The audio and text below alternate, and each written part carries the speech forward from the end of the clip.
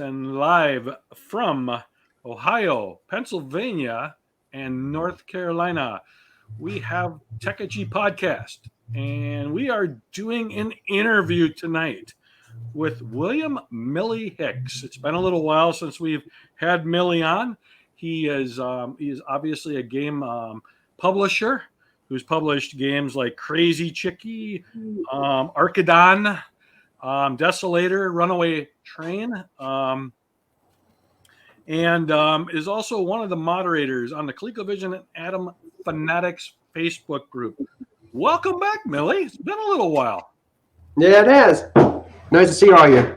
Nice to see you, Milli. Yeah, the man, the myth, the legend. Yeah.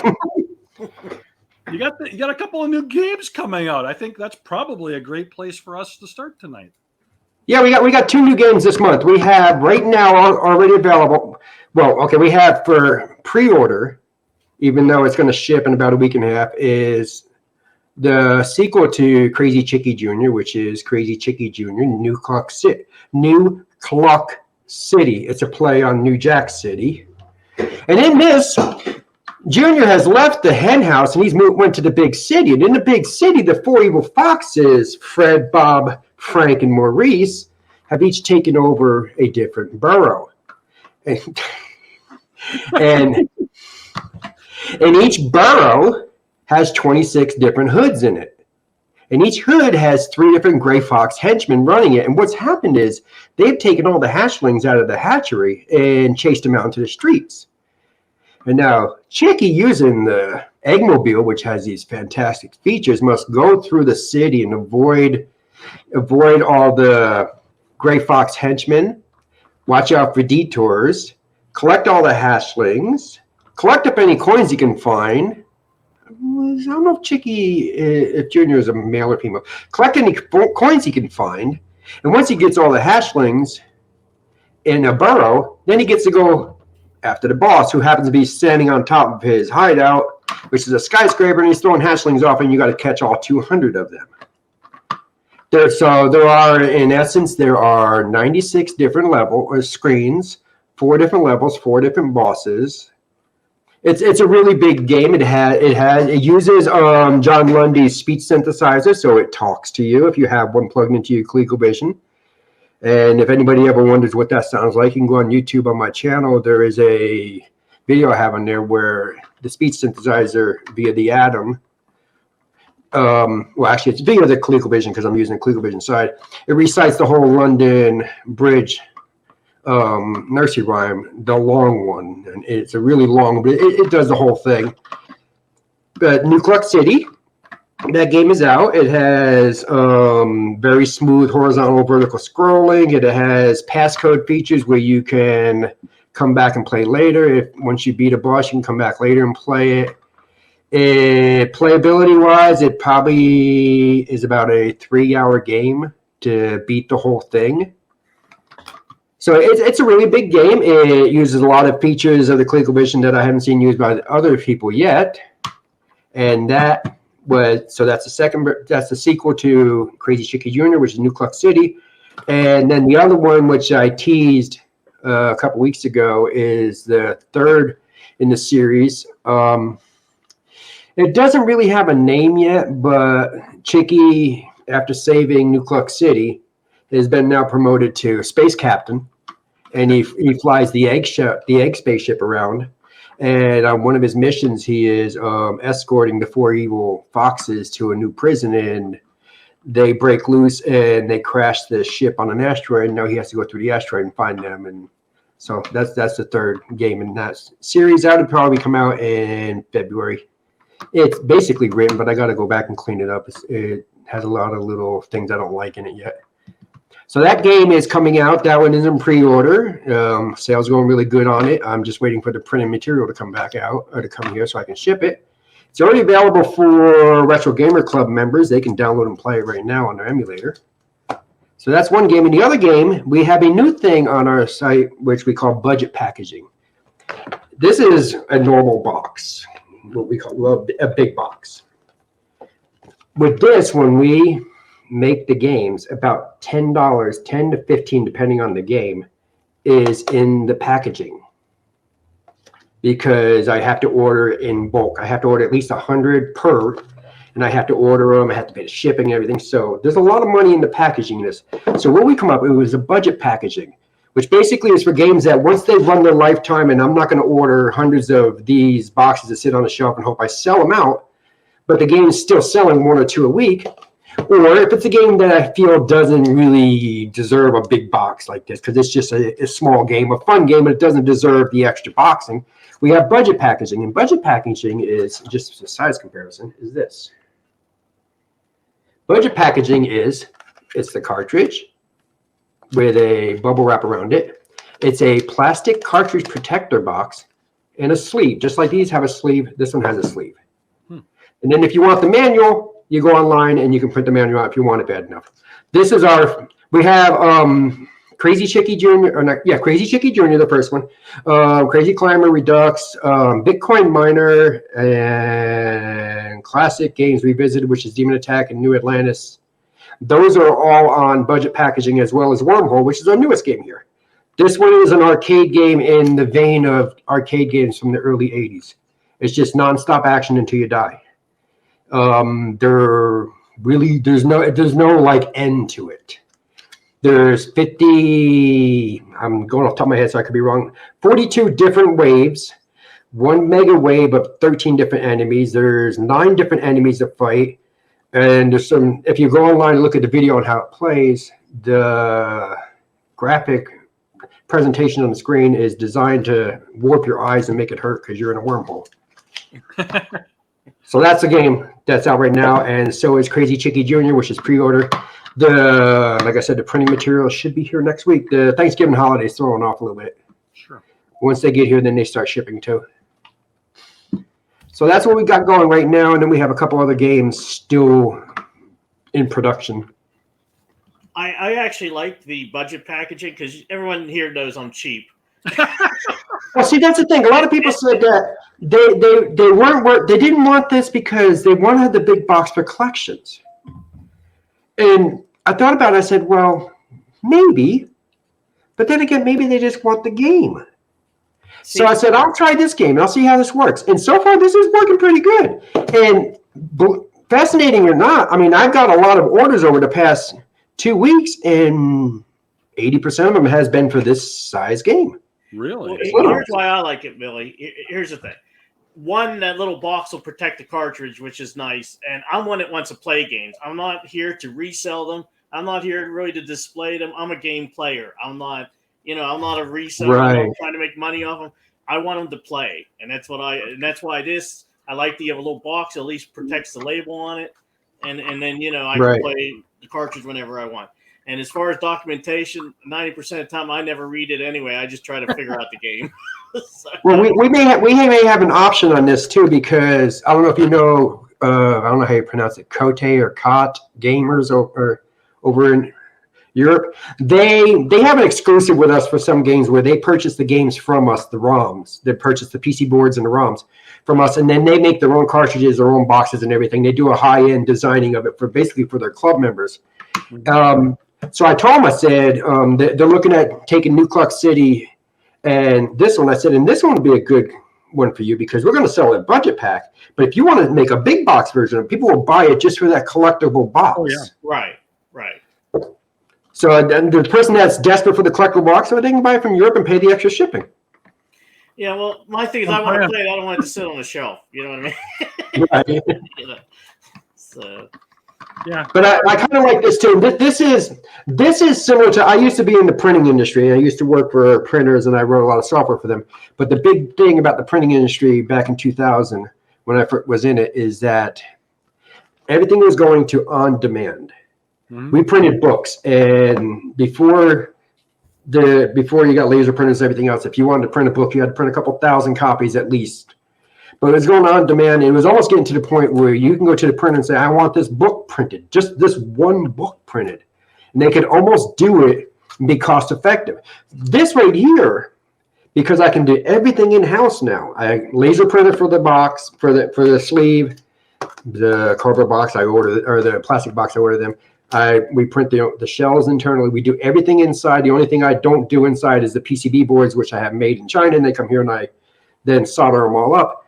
But I can do these same day I get the order. We can assemble them and ship them out. Do it all in one day. There's no having to keep inventory and hope that we sell out all of this one game. I still got, and I don't even sell them anymore because I switched to a different box design, but I got over 150 boxes of Turmoil, the original Turmoil game. I still have the original box that I don't even use no more. Wow. Because we ordered them in bulk, and they just that's what this eliminates the whole idea of doing that. Yeah, and brings the price down for yes, it does, which is important. What's ironic is that the new Atari, when the games they're releasing, not only are they including the big box, they're including the little box inside of it, like your budget packaging, which I thought was kind of interesting. And no manuals anymore, which a lot of people are giving them a hard time because they're shipping in a big box. There should be a manual in there. So did you see someone posted? I saw yesterday. Somebody posted that they're starting to use the 2600 plus, and they realize it won't play homebrew games. Yeah, I've got one coming. If it uses any kind of like bank swapping or stuff, it won't play them because it dumps the ROM out and it doesn't know to dump the extra. Yeah. Which kind of kills it because I was telling people at the show is that if they bought Dragon Chalice, hey, you could play this game on your new Atari. Well, you can't play that one on it. You can play Slicklicks, but not Dragon Chalice. So it does do the bank switching, is what you're saying? Yeah, because it uses a 32K ROM for that one. Yeah. Interesting. I haven't gotten mine in. I ordered it directly from Atari, and they shipped it Pony Express. So I'll get it sometime next week. And I ordered it the day it released. But people on Amazon are getting theirs, and it looks like a good collector's thing. It doesn't look like something that I'm probably going to mess around with a whole lot. It almost makes me feel like the C64 Mini. Yeah, it really. It's hype about it when people got it. They're like, "Wait a minute, yeah, this isn't what I thought it was going to be." Well, I'm hoping they come out with firmware upgrades for it, which will help like your game and other games run on it. Right. You know, they're saying that they're going to do that, so hopefully it evolves as with anything. And it's kind of cool to see it. 41 years later, to see a new Atari come out though, or what is it, 43? Right. It is kind of cool. But really, it's not a new one though. It's just a repackaging of the old one. It gives it more hardware capabilities. You got HDMI and stuff, but they're not. And you can play 7800 games, but they're not taking advantage of things that were learned since then. Sure. It doesn't give you the ability of like using an SD card or using the bigger cartridges. You can't use any of them. Which is, you think they would at least have allowed that to happen, but maybe they didn't want to. I don't know. It'll be interesting to see what they end up doing because they're buying a lot of properties as well. So it'll be interesting to see what was it, Digital Eclipse. So it'll be very interesting to see what they do with all that. So talking about old stuff, you've got a new product coming out. We forgot to talk about this in the beginning thing. Is the Atom power adapter, because it's a new design. Yeah, we do have that, but it's not coming out right now. Okay. Because I got very frustrated with the 3D printing services, and they cannot give me a good design for the case. Every case design doesn't work right. I just don't like it. So I contacted all the pre-orders, and I told them, I said that I'm not going to ship something I don't like. Sure. And I'm not going to just sit here and ignore you. So I told them, I said, I can refund your money if you want right now, or you can, if you want to wait. I may have a working prototype in January that I can then say this is good, then I'll start having them made. So far everybody's saying, yeah, just hang on and wait. So I still want to build it because I like the idea of it because it's similar to there was a thing called the System Saver on the Apple II, which clipped on the side, and it's similar to that. What it does is it just on the bottom. Get my hands up here where you can see them. I talk with my hands. On the bottom, there's a clip that goes underneath and locks onto the Atom. Then on the top, the only thing you have to do to your Atom is put on 2 sticky Velcro strips on the top. So you clip it on the bottom, and then it latches on the top there, and it stays there. And then you can always take it off later. And what it does is it plugs into the power supply, the power input, and on the back it has an output so you can still plug the printer in and still use the printer if you wanted to, but not as a power supply, just as a printer. And the one other thing that someone told me that I needed to put into it, and I said, yeah, you're actually right, is I got to put in a roller controller adapter in the back too, so you can plug that in. I saw that. But I like the idea of it just sitting on the side. And it's just power supply, nothing else, nothing special. Yeah, it was definitely an interesting. I was curious to how you were attaching it because, again, I had one of those system savers. I know exactly what you're talking about, and that was the first thing that came to mind when I saw it. Because one of the problems with the third party ones right now, instead of the printers, they fall out. If cat jumps there and walks next to the thing, which well, what happens, and I made them too, and I had the same problem. Is you try to use a DB9 female one to plug in there, and they just don't latch in because the ones for the Atom are the rubberized, right? And the ones you use are metallic, so they can't grab on it. So what we're trying to do is make a 3D printed version of it, but using more of a rubberized 3D printed material, something that will grab it. And if that doesn't work, then I'm going to look at putting little teeth on it that will grip those holes there when you push it in.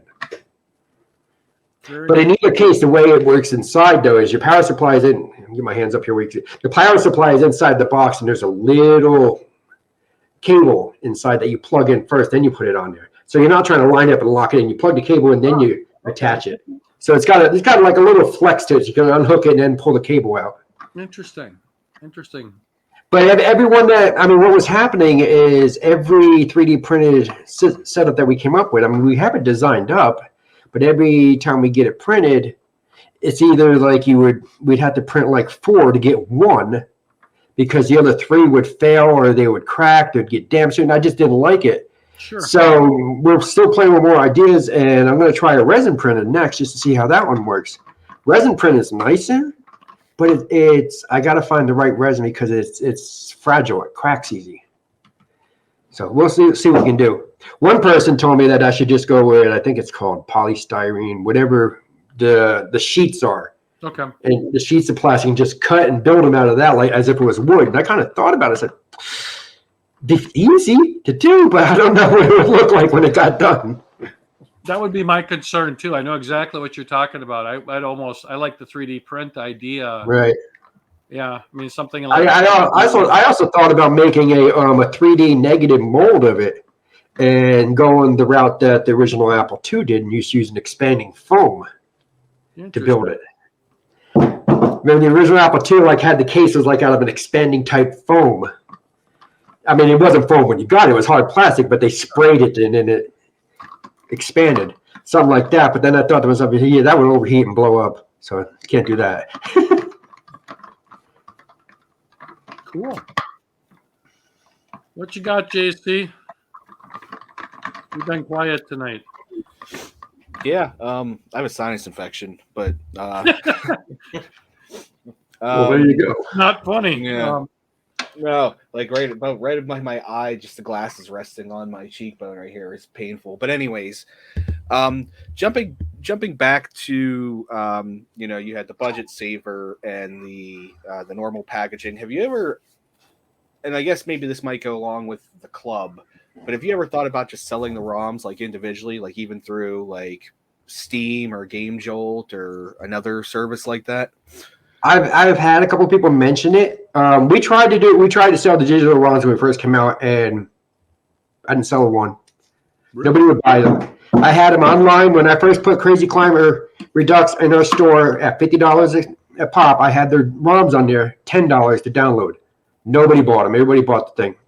Wow. Then when Arcadian was the same way, I finally said nobody wants to buy the ROMs. But I'd like to do something like Steam. We have this concept that we played with of letting you actually buy them online and download them, but that takes some hardware that I can't figure out how to build yet. But we wanted to do that. We wanted to just sell the ROMs, and that's where I was talking with Mark, and he's one of the guys that gave me the idea for the Retro Gamers Club. We just decided, instead of just trying to sell the ROMs, let's just sell the access. The ones that want to use the ROMs, they'll pay the $50 a year for the Retro Gamers Club. They can download the ROMs, and they can play with them, and they can do whatever they want with them. And that way I don't have to wonder why nobody wants to buy a ROM, because there doesn't seem to be that many people that do it, that will buy them, which is interesting because I guess each system is different, and the ColecoVision is unique in that it seems to be unique in that the people that buy the software actually buy the software to play it. What I've learned from over experience over the past couple of years is that with the Atari 2600, people are buying the cartridges to collect. They want to get the complete collection of everything. They may play it, but they just want to collect it so they can say they got it all. Then when they get it all, what they want to do, if they're going to sell or whatever. So when you approach them like, we have 2 Atari games, and you tell them you have 2 of these games for sale, they're like, well, that's too expensive. I can go buy me a game on eBay for $2. Because they're not considering buying the game itself, they're considering buying a game. And so the Atari is hard to sell to. The Intellivision is almost the exact opposite. The people with the Intellivision are willing to spend $100 for a game that they don't play. They then put on the shelf. So they're like collectors that want to spend a lot of money. And then the Odyssey 2, I mean, the 20 games I had for the Odyssey, they sold relatively quick, but the shipping from Brazil killed it, so I couldn't do that again. But from what I've learned is so far is that ColecoVision seems to be the only market that people actually buy the game to play the game, which is bad. I mean, I have a number of people that actually buy 2 copies. And I ask them, why are you buying 2 copies? Well, I'm going to put one on the shelf and I'm going to play this one. I said, okay. And then sometimes they ask me, can you sign the one I'm going to put on the shelf? I said, okay. So you got that combination collector and player. We're looking at expanding, though. Well, I think the last time I spoke to you guys, I was looking at going into the Commodore 64 and decided, yeah, the Commodore 64, you would think it would change, but it still is plagued with that piracy concept. So many people in the Commodore 64 community, they just believe that if it's available, give me a copy. They don't believe in buying it. Which is, I don't know. I mean, I don't know how much you spend on YouTube and stuff, but I don't know how the 8-bit guy made any money on his pet ski robots with the Commodore 64, because I could see that the first time the game got out there would have been for free for everybody else. But you can cut that out if you want. But anyway, we're looking at expanding, and I'm looking at going into the computer that I first started on, the Ataris. Writing games that run on the Atari 800, 400, 600 XL, 1200 XL, 800 XL. All the 8-bit Atari games, which if made right, would then also be able to run them on the 7800 too, because that was based on the 8-bit computers. So that's something we're looking at next spring, getting back into doing that. So for now, it's all ColecoVision. Which would be interesting if the Atari 2600 Plus, if they fix some of the issues, there's people. I think you're going to see a lot of the used games for the Atari. If that thing catches on, you're going to see a lot of those games all of a sudden get real popular. We've seen some of it already on eBay and some of it. But excuse me, I get choked up about this. If they get the 7800 stuff working, that could be a whole new market. Right. Some of the homebrew stuff. So, and I know that there's a desire to do it, because I've been kind of watching the communication. The guys working on it, have been very, very transparent on what they've been working on. So there's a lot of hope that a lot of those homebrews will work on that system. And again, I think that was going back to, I think it was a very underrated system. I thought it was a very good system, especially if you can somehow emulate that Pokey chip. Right. Is the 2600 Plus, is that upgradable? Can they upgrade the firmware? Okay. Yeah. I haven't looked at it too much. I'm waiting for it to like show up at Walmart for $49.99. I'll just stick it on the shelf. I'm waiting for mine to show up. I mean, how much are they selling for right now? I haven't even bothered to look at that either. $130. They're going for $130, which is they'll be at Walmart after Christmas. Yeah, I'll get one then.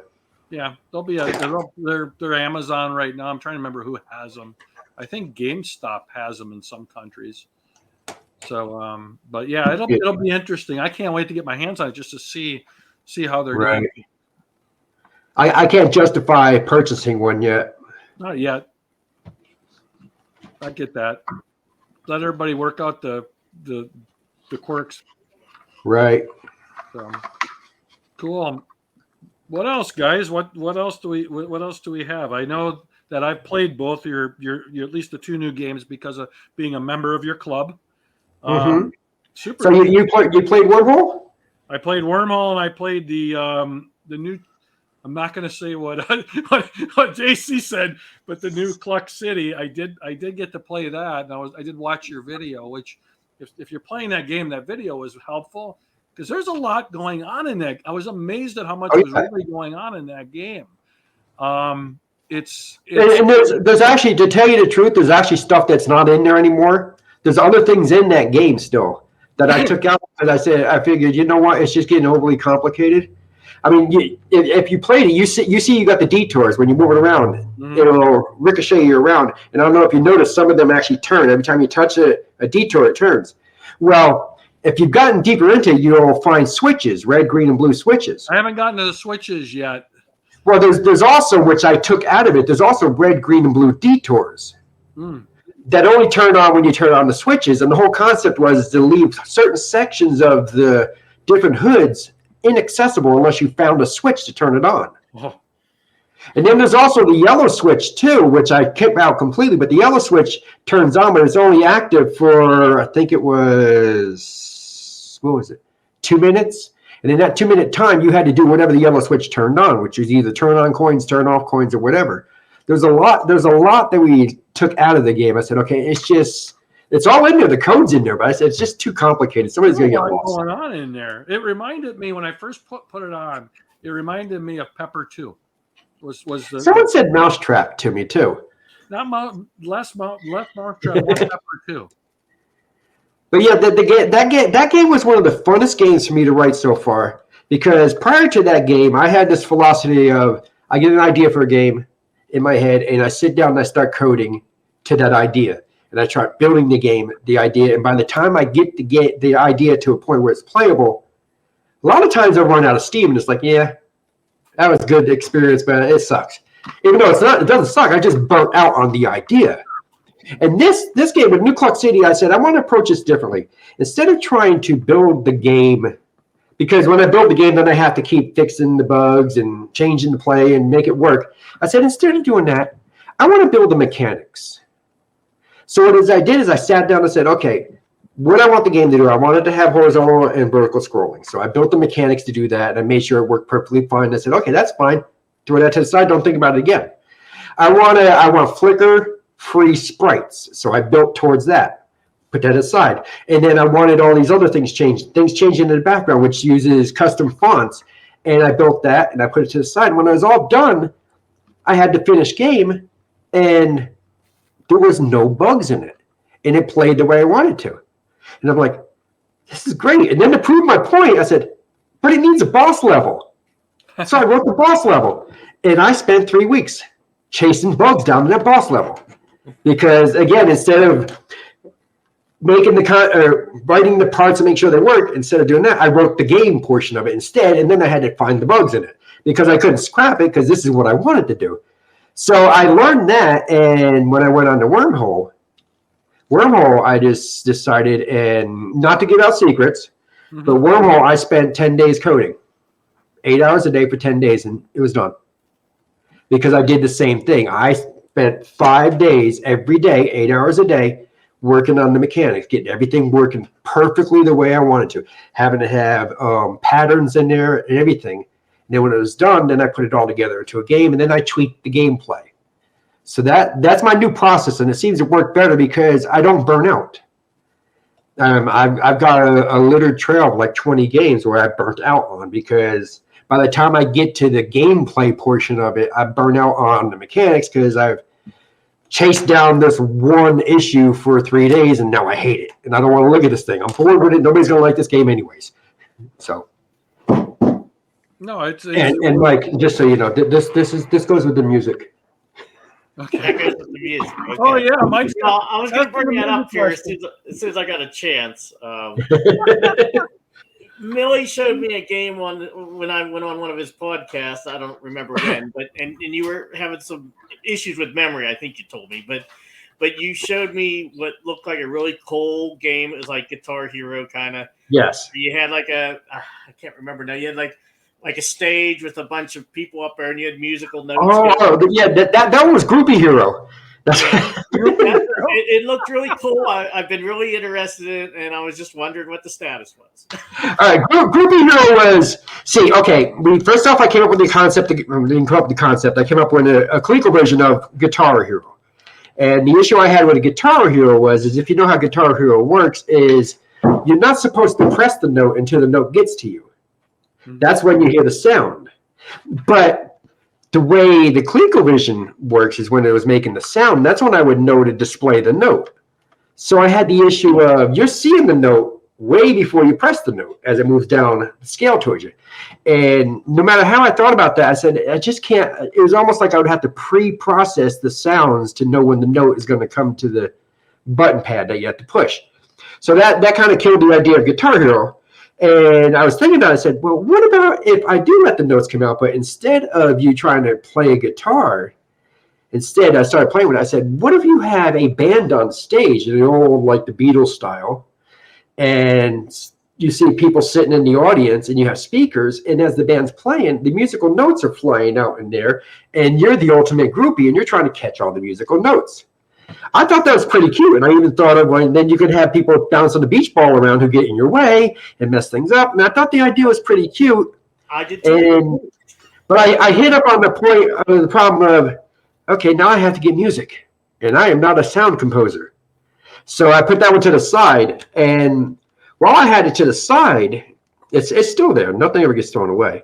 While I had it to the side, I was talking with Brian from BD Mods, and I was telling him, I said, one of the reasons why I didn't do Guitar Hero, or even Groupie Hero for that matter, or any other music game is, I don't think the ColecoVision controller is any good, that you really can play a game like that. It just doesn't promote it. I said, what I need is I need a banger. I need someone who can bang buttons to play this. Because my thought was, okay, instead of you playing guitar, imagine instead you have like a cross pattern on the screen, and you have sounds coming out of the center, and you have to hit a button corresponding to that direction to catch the sound.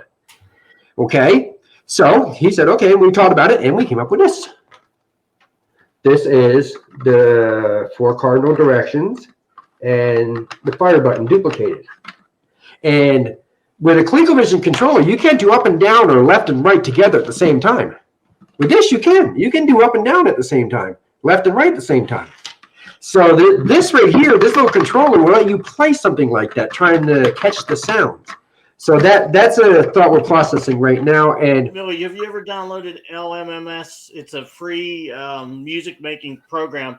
It comes with a ton of free open source music, actually. What sound chip does it use? Oh, I don't know. I mean, it's that's the issue I have, is converting music to the sound chip. I have a hard time doing that. I do know that it has like an 8-bit module in there to do 8 LMMF. LMMS, and it's open source. So okay, I'm writing it down. I will look and see what I can find there. I was trying to create music for myself once with that, and it's pretty easy to do, but I have no music talent whatsoever, you know. Right. So, but they come with hundreds of free things that people have made and just thrown out there for free for the. I'll have to check it out. So. It's kind of hard to find software packages that support the sound chip that's in the ColecoVision. They support the AY sound chip, which is in the Super Game module, but not the sound chip in the ColecoVision. So, but I would check that out and see what they have. Okay. So yeah, that's what we got going with the music thing. And one other thing, I didn't see it in the list there, but one other thing is our newsletter, which Mike is part of. Yay! Our newsletter that's coming out January 1st. All Things ColecoVision newsletter premieres January 1st. And it's up to, what I got it up to? 20 pages so far. Can I spoil the big interview you got in there, or you want to spoil it? Oh, I can bring it up. Yeah. The premiere issue has an interview with a very controversial figure, with Chris Cardillo, the co-owner of Coleco. Nice. The name. I was hoping it was going to be somebody else. No, never. Do not go down that roller coaster ride. Not a roller coaster. Not a roller coaster interview. Nope, never. Nope. Chris Cardillo. It's a very good interview. Because of the preview you sent, I got to look at it, and it was it was very interesting. I really enjoyed it. I think that your audience is really going to enjoy it. Yeah, and we're laying it out, as Mike's saying, we're laying it out so that it looks like a ColecoVision manual, like one of the game manuals. So if you print it out front and back on 8.5 by 11, fold in half and staple it, and you got a little 5.5, 8.5 booklet, looks just like a ColecoVision manual.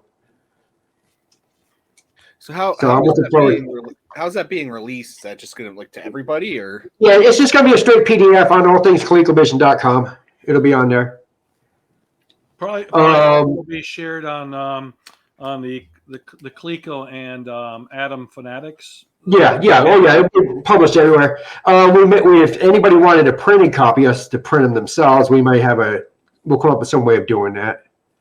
But since anybody can share it or anybody can print it, it's probably not going to be something that we'll actually be printing and sending out to people. It makes sense to do the PDF one. I like the idea of the printed manuals coming into, or the printed newsletters coming into mail, but I see that's old stuff. We don't do that no more. Yeah, exactly. It only cost me 60 cents to mail it. Yeah, well, it cost me a little bit to print it. Yeah. Might throw it in with some orders. You could always throw it in with some orders if you do some. Oh yeah. Good idea. I could do that. I could print them here in the house and just dump them in the orders. I mean, I already stuffed things in there. Yeah. So speaking of orders, what surprises you got for 2024? You've got the Techegy 3, Techegy part. Right, 3. Got Techegy 3. We have Lumberjack Games, which is the first game. Log jumping is done. The second game, club throwing, that's almost done. Lumberjack Games is, if you're unaware of what it's like, think summer games for the old 8-bit systems for like the Apple II. So Lumberjack Games are just games that are basically you're playing outdoors. You're a lumberjack, and you just have games. The 4 games we have so far figured out is we have the log jumping. We have the club throwing. In the club throwing, you're throwing clubs at squirrels that keep sticking their heads out of the trees. Like whack-a-mole. Yeah. That's what I call it, whack-a-mole. Does PETA know about this? No, it doesn't hurt them. They just duck back down. Then we also have tree cutting and saw cutting so far, or tree felling and saw cutting, log cutting. The interesting thing is, and this is what is kind of fascinating, this is going to be the first game that I have ever made that is a 2-player game. Interesting. I have not released a 2-player game yet. I saw the demo. I saw the demo of the log thing in your video, and it reminded me of the Cabbage Patch Kids game. Actually, the graphics to me. Yeah, it uses a lot of tricks that I've come up with on the ColecoVision to get that smooth graphics and not have any flicker. So that one will be a big box game. That one won't go into the budget packaging because that one's going to be a bigger game.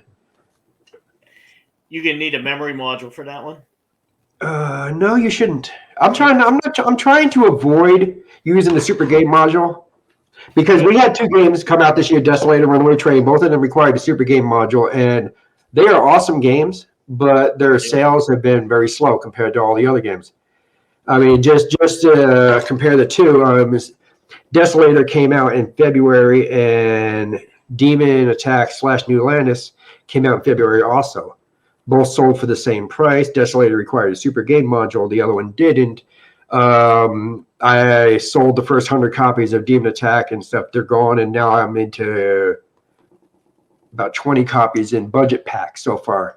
And Desolator, I have sold 50 or 60. Interesting. And I do believe it's not because Desolator is an awesome game. It is a great game. The graphics and everything. I think it's the Super Game module requirement that some people just don't have it. That's the reason I didn't buy it because I don't have one, so I can't play it. So which is yeah.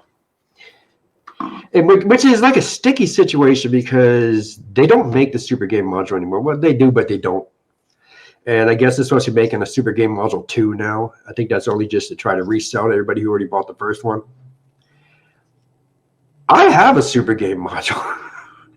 I can build them. I have all the stuff to build them, and it's a completely different version of the Super Game Module, but it works exactly like the Super Game Module. But I won't, which is, I guess that's okay. I mean, if you bought the RAM board, the RAM board is a Super Game Module minus the support for the sound chip. Right. Yeah, I have both. I mean, it's honestly, I use a Phoenix for everything. Like, it's convenient. It's small. It works in HDMI. You know, it's it'd be interesting to see if they come out with more of those. There's a rumor that's going to happen. What, the Phoenix? I saw that Chris on the Fanatics group was talking about a possibility of a ColecoVision 2, which I found was kind of to see that's what he's talking about also, right? Which would be nice. I think, but then he was involved in the chameleon thing, so it's like a grain of salt there. The chameleon, yeah, I'm sure he wants to forget about that. I didn't even know it existed until somebody mentioned, "Oh, you don't want to associate with him because of that." I said, "I had no idea what the hell that is." I looked at it. I watched things on YouTube. I'm saying, so. I mean, things happen. He didn't do anything with that. I kind of felt sorry for him on that because it was that Mike. What was that guy's name? He just licensed the name, which makes sense. It was the guy that ran that company. The first name was Mike. I remember that. But he was the one. I actually have to give Chris credit for pulling the name. I mean, because that costed him money to pull the name on that. But man, that thing when they put that video capture card in there, that Jaguar shell and tried to say it was a system. Yeah, it's like this community, you're never gonna right. You're never gonna get past that. So cool. What else, guys? You guys, I can tell JC is brewing something over there. What I'm brewing's no good. No, I mean, I know a lot of people are looking forward to the stuff you've coming out, and I'm still salty about Virix. Virix. Every time I talk to you, Virix exists. It's not playable, but it exists. So it's not vapor. I was talking to my wife when I put the speed synthesizer support into Nucleus City, and from that point forward, every game that we're writing has some kind of support for it, even if it's something simple as just says 8-bit Milli games when it first turns on. So if you have them plugged in, it's going to talk to you. But I was talking to my wife. I said, if enough people had this thing, then Virix could use the sound and have it talk to you while you're playing. And she says, you can't rely on people buying this because they're not going to buy it. Not enough people to make it worthwhile. Sadly. Which is, because it's kind of cool. I really think somebody needs to make, I'd say I'd make it, but I'm not a hardware person. Somebody needs to make something which I'll just call the Max that just plugs into a ColecoVision. And it has a Super Game module. It has a sound synthesizer chip. And it has, support for something else. Whatever you could think of you want to support, it's there. It has a replacement BIOS, so instead of seeing the old screen, you see a new updated screen. It's a faster BIOS, or it has the bug fixes, or something. And I think, instead of making a new ColecoVision, make it something that fixes the old ones. You plug it in, and it just enhances it. It makes it. If you wanted to, you plug it in, and it turns your ColecoVision into an MSX computer. Then you could just play all the MSX games as long as it didn't need a keyboard, or even plug in just a PS2 or a USB keyboard into it. Just go off of what you have. I think it would be a great thing to make. Yeah. But I'm not a hardware guy. I get ideas like this, and it's like, yeah, I'd like to do this, and then I ask people, and they say, well, I don't know. Okay. Hey, Millie, you know why he's getting on you about Virix? You said you're going to put his picture in there. That's why. That's why the characters. That's why. But just to tell you, this budget packaging is the concept behind, or is the idea behind using those games too, where I have a game that is fun. I mean, like for instance, Last Viper, it's a fun game, but it's not a $50 fun game. Right. But it could be a budget pack game. It's something you turn on, you play for 10 minutes, you put it away, play again next week. It's when I don't like making games that if someone paid $50 for it and they put it in and they played it for 5 minutes and they're like, and that's it. Because I feel like I cheated them, and I feel bad about doing that. Too many people do that. So I come up with ideas for games that are complete, and I can sell them. I'm like, yeah, I can't sell this. I don't want to cheat somebody out of this. I'd rather give it away. But with a budget packaging, I could take something like I could throw. Well, throw is a weird word, but I could put Last Viper and Virix and some other space game and put 3 on 1 and sell it. And it would be a very good delegate. Don't delegate Virix to budget.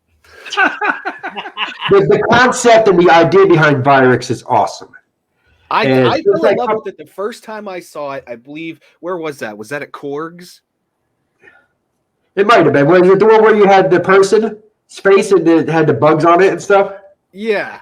That was a mock-up, but that was the idea, and I loved that idea. And when I came up with the idea, I did not have the skills with the ColecoVision to actually implement that idea. I do now. I do have the way. I do know how to make the scrolling and the moving and using every bit of memory possible. So it is a game that I could possibly make. I like the idea of moving around and trying to save people that have been infected. Because that's what you were doing. You're going through and killing the viruses that were all over people. Now you're in trouble, Millie, because now he's going to expect you to make it. Yeah. I've been expecting him to make it since I saw it. And like you said, I can tell you, if I decided to make Virix, I would not touch the code that exists. I would scrap that and start over. Because now I know how to do things the right way. Instead of trying to go back in and patch what I had there. But the idea, it hasn't gone away in my head. Because I do a lot of talking with my wife. And that's one of the things I talk about is I like that game. I like the other game, which I've actually teased the video of it, so people have seen it. The one I call the 1-bit platformer. That one is coming out. That one I was tinkering on before we started this tonight. If you've seen the videos of it's a black screen, and there's like a knight. He's a green knight walking around, and the walls show up as he's moving around. And as he's going up and down the screen, there's a tunnel with walls, and then they disappear, and there's another walls. He's walking around mazes, and you can only see what's around you. You can't see the whole screen unless you go that direction and touch that wall. It's a D&D style game. Millie, is that like top down or 3D-ish or what? If you really want to know what it looks like, it has the same look and feel as the old Legend of Zelda games or the Pokemon games, where even though it's top down, it's like everything was flattened down at the same time. Yeah. So what I was doing earlier is I was looking at it and I was in my head thinking about, okay, how do I want to do the fighting? Because right now you're just banging the button. But I was talking to my wife about it last night. I was saying I kind of like the idea of instead of hitting a button to fight, you do that turn-based fighting where it comes up on the screen. I mean, just thinking of the Pokemon, it comes up on the screen, shows you who's attacking you, who you're attacking, and actually what you want to do. Then you do a turn, then actually what you want to do. I kind of like that in a way too, instead of just pressing the fire button to keep attacking them. So that may change there. But that is a game that is slated to come out springish. Okay. But that game will require probably a mega chip, 128K chip to play it. Because I would really, if I did release it, I want a giant map. Or, this is the other thought I had too, I release it as a 32K game with a smaller map. But if you have an Atom, you can load more game maps off of an SD card or a disk or a data drive. Just a thought there too. That's if you noticed, I did a survey on the Fanatics group and on the Coleco Atom group, trying to find out who has an Atom and who uses an Atom. There's a difference. Yeah, there is. One guy asked me, well, why are you asking 2 questions? I said, because I want to know if there's a market for any software. There may be 1,000 people that have Atoms, but there's only 5 of them that will use them. So it makes no sense for me to sell software to them. Right. Yeah. Makes sense. I mean, it literally makes sense. I've got my Atom on display. Every once in a while, I pull it out to mess around with it, but that's not the one I leave that I play with constantly. So yeah, I use my Atom for testing games now. Two of my ColecoVisions that I tested games on both died on me last week. I gotta find out why. Probably because I beat them to death. I mean, I'm flipping switches on and off, cartridge in and out. I don't care. I use them until they die, and this one got really staticky. So maybe it's just a dirty switch. Hopefully, that's all it is. Hopefully now. Well, the good news too is that John Lundy's come out with a couple of nice repair things. Like the memory thing is right. that is cool. It's going to be interesting to see how much that is. But for like the repairs that you're doing to the club, I know that the RAM chips are getting a lot more expensive. If that board is reasonable, right. that's going to be a game changer on getting some of these machines fixed with a reliable memory. The issue with that, with his designer like that, is you still have to remove the RAM chips. Right.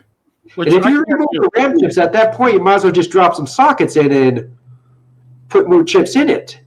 Right. If you want to make something that, if you have bad video RAM, because that's what dies in the ColecoVision, is the video RAM.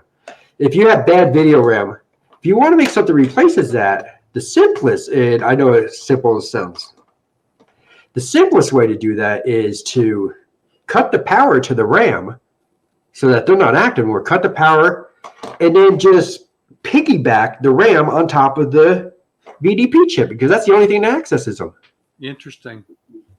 I remember back in the olden days, they used to make hardware add-ons for the old 8-bit computers, where you would just slip this thing on top of the CPU that was soldered into the thing. You would slip it on top and glue it in place, basically. And it would just give you more RAM and enhance the system without you ever having to change a thing. That's how I would do it. But I'm not a hardware guy, so.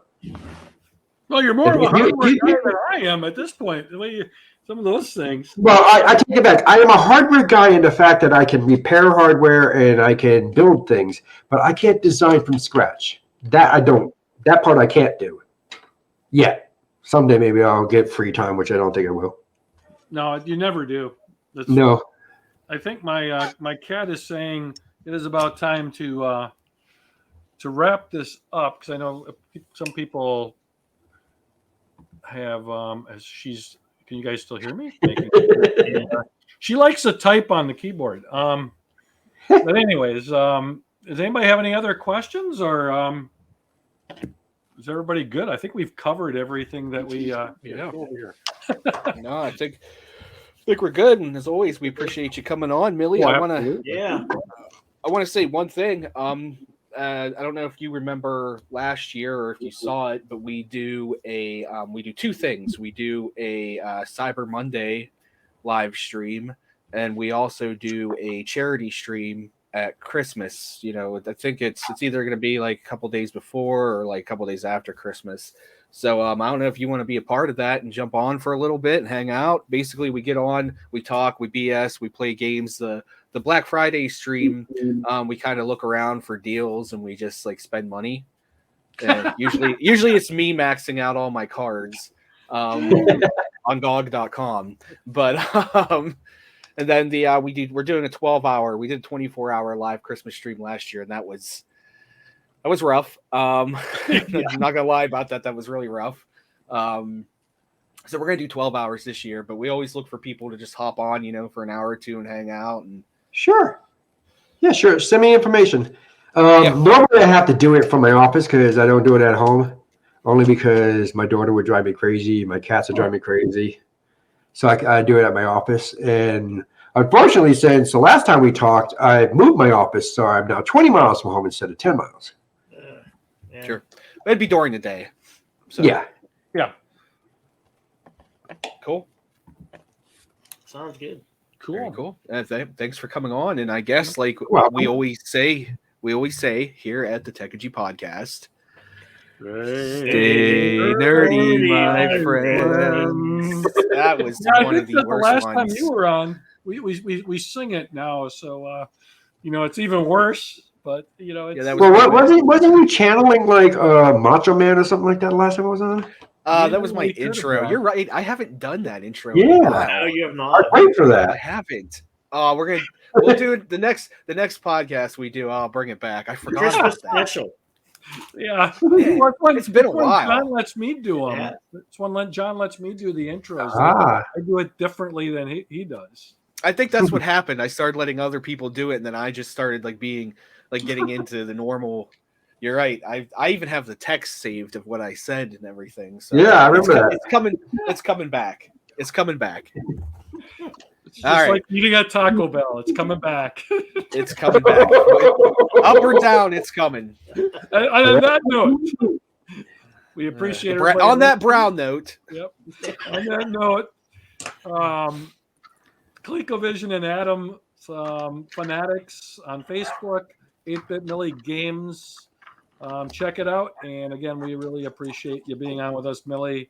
And, You're welcome. Happy Thanksgiving. We're here. Happy Thanksgiving to you guys too. Take care, all. Thanks for All right. everything, Billy. Okay.